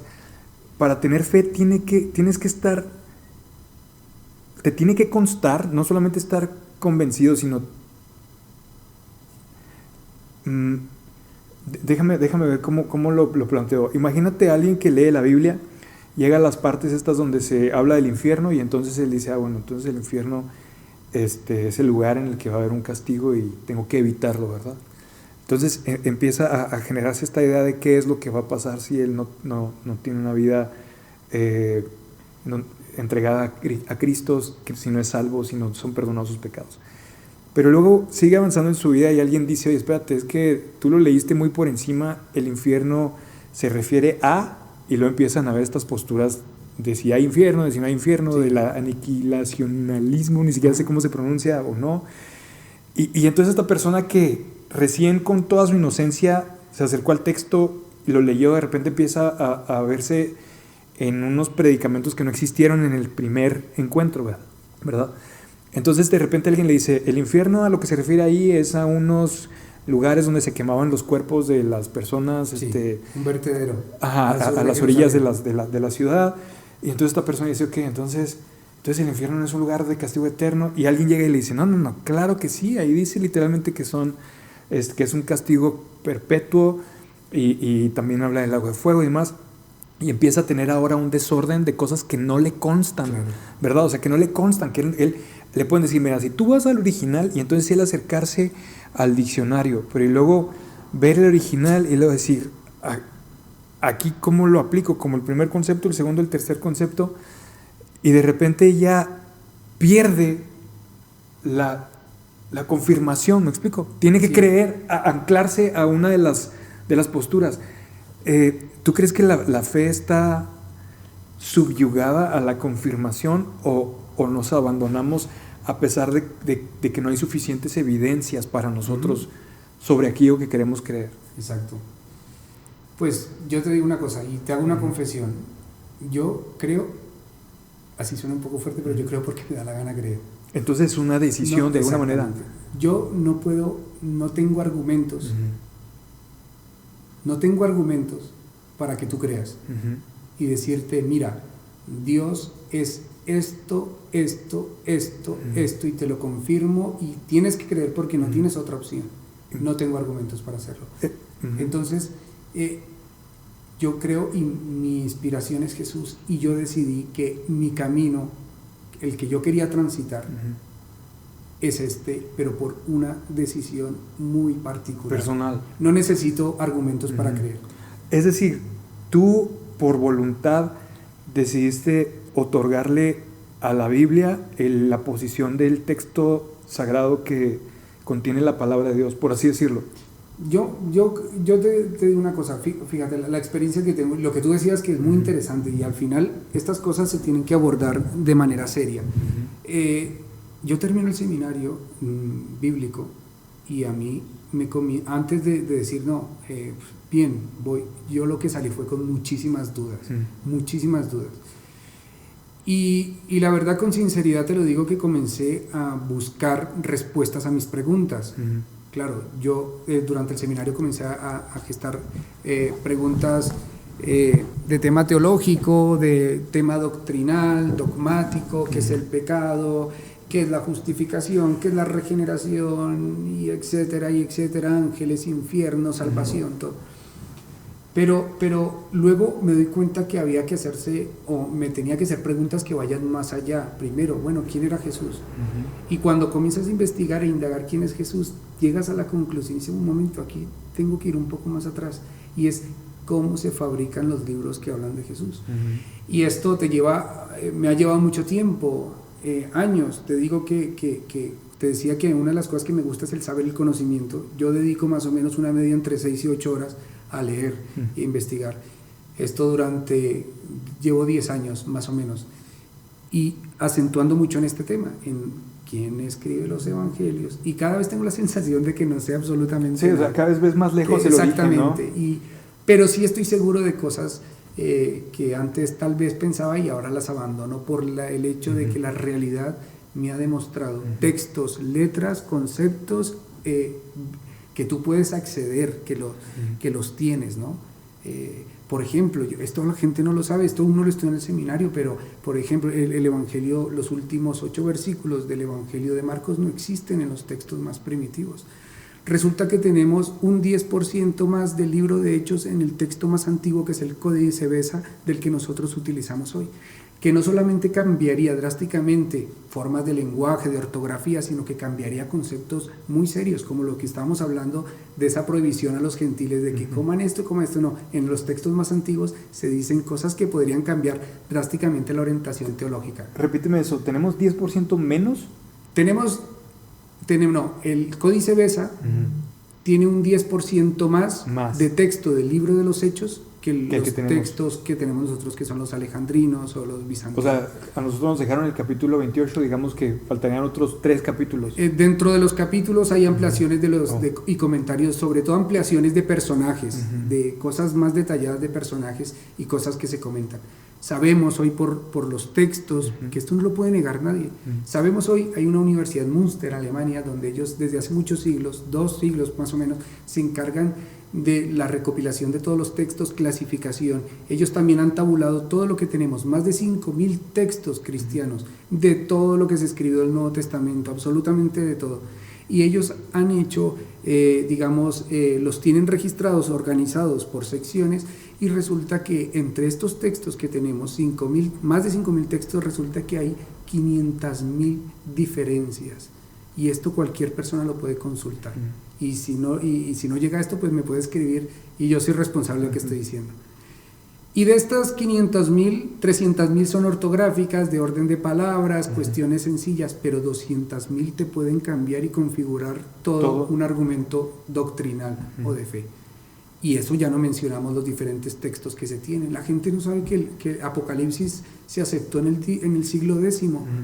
En la Iglesia Oriental. Ahora, esto al principio no tenía mayor repercusión en tu vida porque lo ignorabas. Por supuesto. Entonces, tuviste acceso a una información. Por eso te digo, ¿qué tan casada está la parte del adquirir esta información con finalmente tener una fe madura? ¿Me explico? Exactamente. ¿Qué tan devaluada entonces está la fe de aquel creyente que se acerca a su traducción Reina Valera 1960, en donde hay todas estas carencias que mencionas, y él piensa que no falta ni una J ni una tilde, ¿verdad? No. Esta parte es la que te digo, como la fe inofensiva, la fe ingenua, ¿sería válida o no sería válida? Pues ¿La recomiendas, no la recomiendas? Ahí está el tema, de la complejidad del asunto, porque por eso te digo, esto nos puede hacer mucho daño y meternos en caminos que nos van a afectar.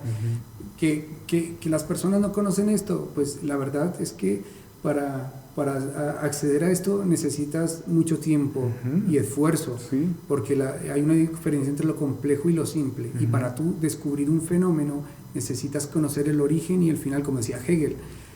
Y para conocer este fenómeno tú necesitas muchísimos años y muchas horas y tener pasión por lo que estás haciendo, ¿no?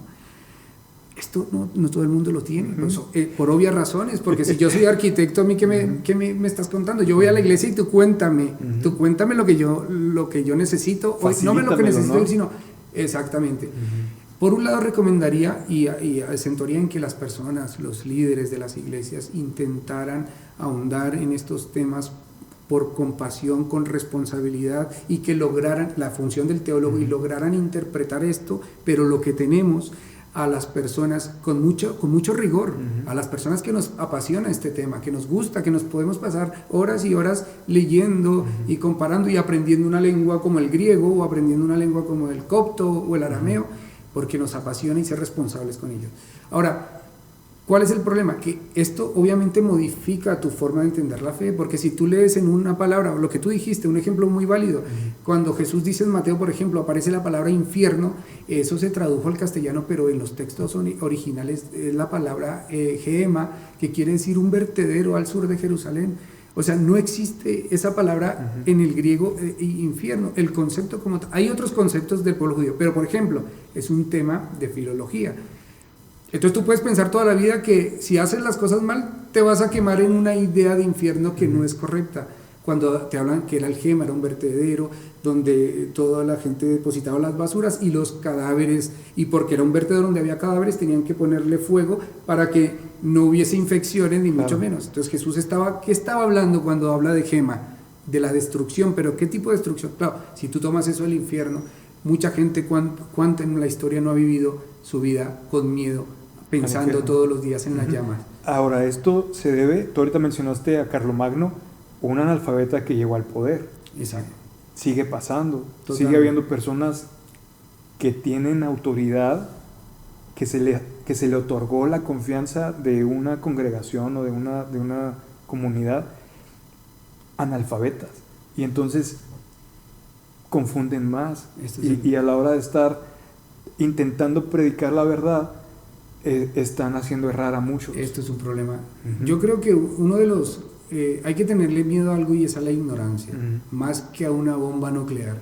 Porque la ignorancia o el desconocimiento de las cosas nos ha afectado muchísimo a lo largo de nuestra historia, muchísimo. Mucha gente ha muerto por la ignorancia y hemos cometido grandes destrozos con nuestros congéneres por ignorar y por creer cosas así a la larga, ¿no?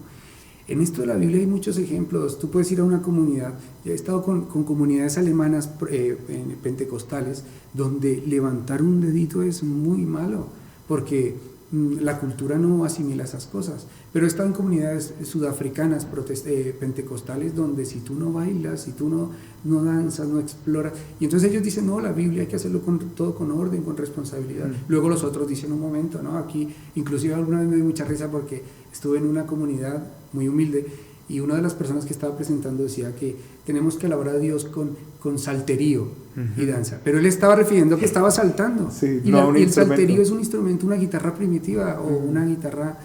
Entonces fíjate cómo puede esto afectarnos. Sí que es verdad que hay que tener mucho cuidado. Yo creo que hoy sería un pecado ante la sociedad de conocimiento. Tenemos a un solo clic todo el conocimiento, a velocidades lumínicas, poder investigar cualquier cosa. Por eso decía, la crítica es tan buena, porque si estamos hablando de algo, lo que yo tengo que hacer como responsabilidad es decir, este tío está diciendo que la Biblia tiene tantos errores, pues lo que tienes que ir a hacer es ponerte en un ordenador y decir, Universidad de Münster, Alemania, ¿cuál es la Biblia, las traducciones de la Biblia? ¿Dónde se hacen?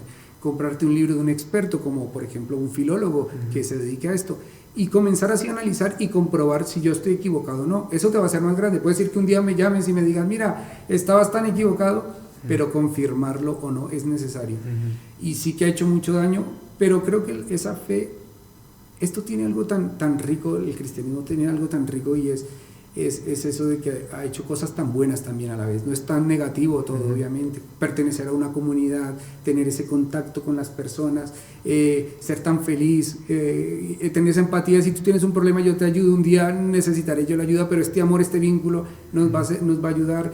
Juntémonos a orar, juntémonos a reflexionar sobre la vida. Estas cosas van mucho más allá, ¿no? Ahora, de cara a lo que estamos hablando, obviamente, hay una complejidad, porque no podemos abordar yo no puedo pasar de largo sabiendo que hay esa evidencia. Y ¿quiénes son los que están trabajando en este tema de la Biblia? Teólogos protestantes, historiadores católicos, personas de fe, creyentes.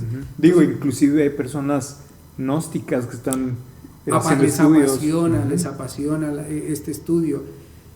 ¿Y esto qué te tiene que llevar al final? pues a buscar tus propias respuestas y a construir tu cristianismo al fin y al cabo, que es lo que siempre se ha hecho, pero un cristianismo que vaya en base a la realidad, al que funciona. Un cristianismo legal, si tú haces algo malo, te lo digo y te rechazo de la comunidad y te expulso. ¿Eso sirve? No. Ahora, tal vez esto sería ideal y al mismo tiempo es utópico, ¿no? El considerar que tú vas a llegar a una comunidad de creyentes y van a aceptar fácilmente todo lo que estamos hablando, por ejemplo, nosotros. No sería práctico, ¿verdad? No. Entonces, sería algo así como, sabemos que las hamburguesas de la industria de la comida rápida no son las más nutritivas del mundo, sabemos cuál sería una ensalada y un platillo que sería perfectamente equilibrado, pero sabemos que es imposible tratar de llevarle esto a las masas, ¿no? Entonces hay muchos que han optado por, pues sigo dándoles la comida rápida y me evito este problema de elaborar un platillo con el balance nutrimental que se debería. Finalmente funciona. Hay algunos que se quedan en esa comodidad, ¿verdad? La gente no reniega, no respinga, está a gusto, no tiene cuestionamientos más profundos, facilitan las cosas. Pero vas a vivir de espaldas a la verdad. Y este es el problema. Y es lícito que tú hagas lo que quieras, pero ante el desconocimiento y el conocimiento, o ante la verdad y la mentira, pues uno siempre, yo creo que siempre tiene que optar por la verdad. Y esto, lo que tú dices, es hasta fisiológico.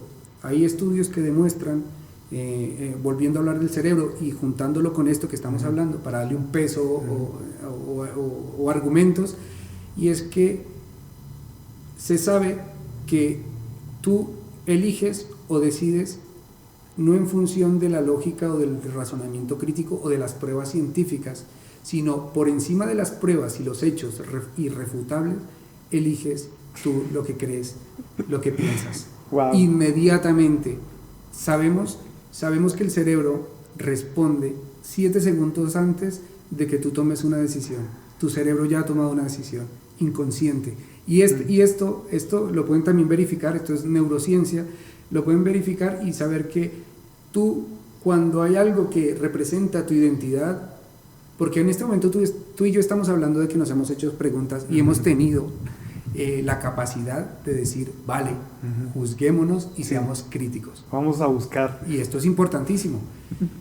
Pero vamos a ver que es un problema, Eduardo, porque tal vez cosas de las que hemos creído durante 20 años, durante 30 años, resulta que no son ciertas. ¿Y qué quiere decir eso? Que estamos tal vez luchando con nuestra personalidad, con lo que creemos, nuestra identidad. Y es este terremoto, ¿no? Claro, de Kierkegaard, que te sacude todo tu cimiento. Entonces, ¿qué eliges? Pues yo no voy a dejar que una idea me dañe mi personalidad y me configure todo. Entonces ahí está el decir, bueno, el cambio no es tan bueno y ya está, no quiero tener nada que ver, ignoremos esta conversación, por favor, ahora que terminemos y demos parar a Spotify o a cualquier tipo de plataforma y decir, me olvido de esta cuestión. Pero eso no va a anular lo que hay, la verdad. Exacto. Entonces, tú puedes vivir, si te va bien a ti vivir y rechazar esto, pero lo cierto es que lo mejor es optar por la parte deliberada, crítica y decir un momento, pues ya es verdad, yo crecí en una comunidad cristiana donde muchas cosas eran malas. Yo no vi un árbol de Navidad hasta que me casé. Wow. Porque yo lo relacionaba con algo malo directamente, o por ejemplo, tantas cosas, ¿no? O el alcohol, por ejemplo, el vino. Claro, imagínate el tema cuando yo llego a vivir a España, a una casa, a un trabajo o a una institución española. ¿Qué edad tenías cuando llegaste a España? 17 años tenía. ¿Naciste en Colombia. Y llegar a España y ver que todas las noches no había sino agua y vino, y que las personas eran pastores, líderes, y que eso es muy difícil de asimilar. Pero claro, luego te vas dando cuenta que hay cosas que te tienes que replantear. Sí, exactamente, que qué problema hay, cuál es el fondo de las cosas. Y por tema cultural, obviamente en este tiempo, después de vivir X cantidad de años en España, yo no puedo, tal vez no me sabe la cena si no estoy con un vino, acompañado con un vino. ¿Cuánto tiempo estuviste en España? 13, 14 años. Entonces, un poco menos, creo. pero esto, ya el solo hecho cultural tuvo que transformarme las cosas. Y lo que aprendí en Europa, justamente, y yo se lo agradezco a Europa, es en palabras de Kant, es aprender a despertar del sueño dogmático. ¿Qué quiere decir esto? Dúdalo todo, absolutamente todo, no te creas nada, porque tienes que revisarlo y llegar a tus propias conclusiones. Y a eso no podemos obligar a la gente, quisiéramos, ¿no? No, o sea, no, quisiéramos sacudirlos y que despertaran de ese sueño dogmático.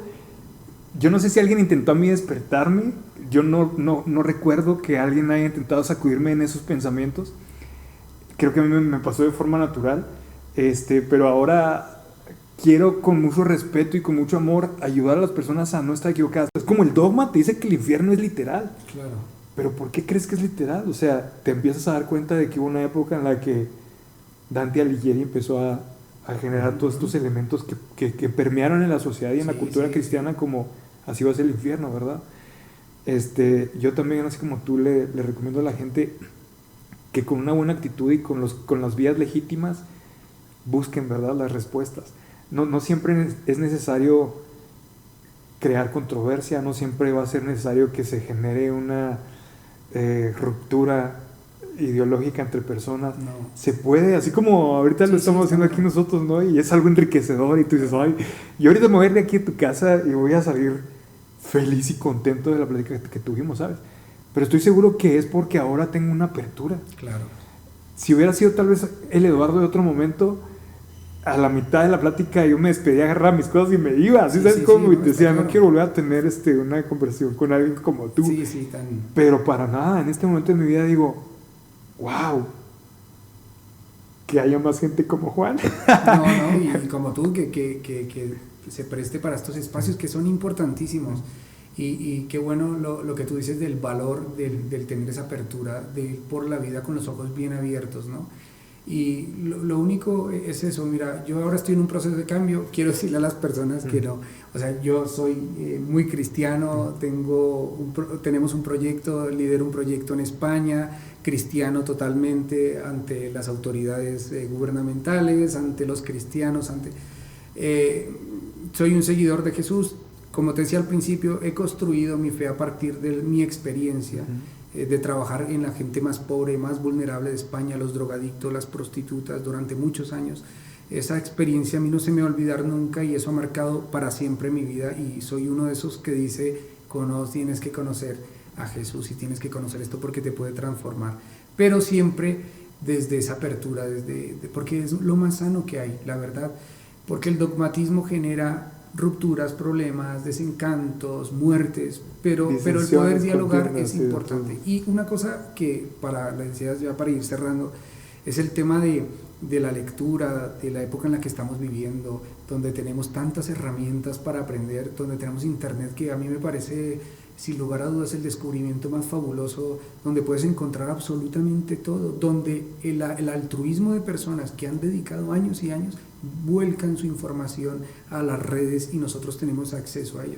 Todo lo que hemos hablado se puede investigar, obviamente sabiendo que estamos en un mundo de información abundante y que hay que seleccionarla, ¿no? Sí, pues también hay falsa, sí, ¿no? Todo lo que hemos estado hablando está, digamos, basado en estudios muy serios de profesores de Harvard, de profesores de las mejores universidades del planeta, que son gente que se ha dedicado 50, 60 años todos los días de su vida, que no ven la luz del sol, investigando con pasión, con reverencia.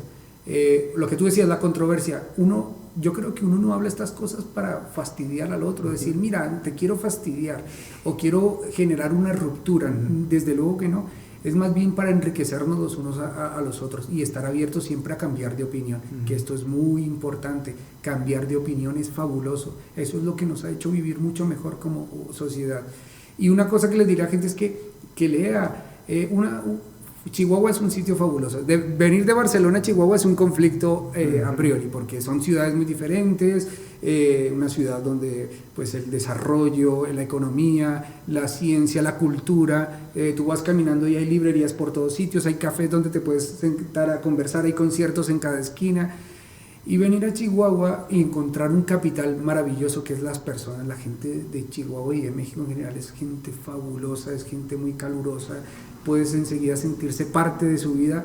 Pero una de las cosas tristes que me da cuando transito las librerías, por ejemplo, Chihuahua, es inclusive me dan ganas hasta una vez de llorar, porque cuando fui a una librería, visité varias, no encontraba textos, no encontraba, digamos, cosas que necesitaba, porque historia, pide, ¿no? Filosofía, economía, política, ciencia, lo que sea, y que no nos permitamos, que muchos expertos dicen en el mundo general que estamos viviendo la época de la literofobia. Tenemos miedo a leer cualquier cosa que se pase de ciertos caracteres, ¿no? Algo rápido. Pero en lo rápido y en los conceptos no está la verdad. Eso es una mentira. En lo simple no vas a encontrar nunca nada. Las cosas se encuentran en su complejidad y eso lleva tiempo y hay que esforzarse. Yo le diría primero a la gente que leyera la Biblia, por ejemplo, que leyera el Nuevo Testamento de manera crítica, detenida, que valorara, que viera las controversias, viera las diferencias que hay, porque si tú lees a Pablo y lees el Evangelio de Mateo, vas a decir, ostras, ¿qué pasó?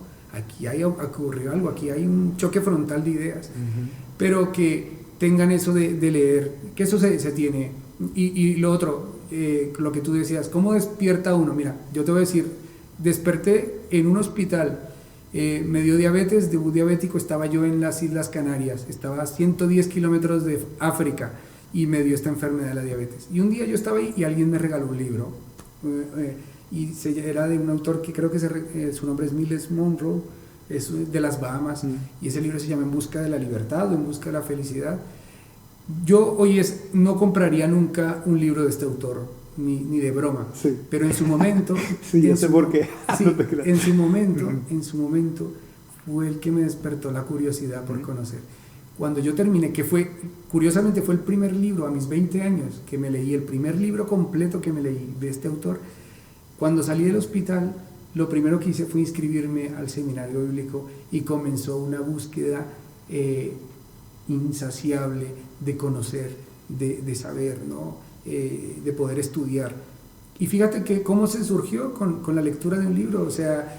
por eso yo siempre le digo a la gente, lee lo que quieras, que al final la lectura tiene eso, o el saber tiene eso que te va a enganchar en algún momento. Yo le digo a la gente, es un error decirle, jóvenes, lean, no, lea, toma este libro. Eso es horroroso, porque eso va a crear una fobia en las personas, ¿no? Más bien que entre tanta variedad ellos encuentren algo que alguna vez les alumbre. Y les digo una cosa, que yo lo único que me arrepiento en la vida es de no haber leído más. Desde antes. Exacto. Y seguimos trabajando y creemos en el proyecto de Dios, y nuestro sueño es trabajar con cientos y miles de niños en México, comenzando en Chihuahua, y que conozcan del Evangelio y que sepan qué es la compasión, que sepan quién fue Jesús, que ayudarles, que sus vidas sean transformadas y que México sea un país mejor. Pero esto no está en pelea con que queramos saber qué es lo que queremos, qué es lo más honesto. Qué bueno que haces la aclaración, ¿no? Y de alguna forma yo creo que también puedo aprovechar para hacerla, porque como he estado en las entrevistas, he estado tal vez haciendo preguntas de las no fáciles. Hay gente que ha empezado como a verme con cierto temor, ¿no? Así de, Eduardo, ¿con qué ideas andará ahora?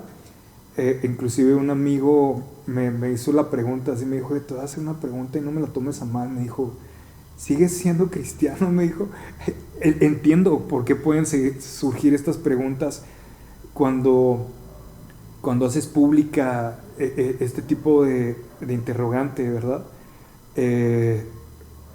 Yo creo que la etiqueta ni siquiera me la quiero dar yo, más bien creo que se la dejo a Dios, ¿me explico? O sea, de qué soy para Él, me encantaría, y por la fe creo que soy un hijo suyo, pero no estoy como que en búsqueda de que la gente me ponga ellos la etiqueta de si soy o no soy, sí, o de si cumplo o no cumplo. Mi búsqueda dejó de ser esa y se convirtió en una búsqueda, digo, igual no estoy tratando tampoco de quedarles mal, ¿no?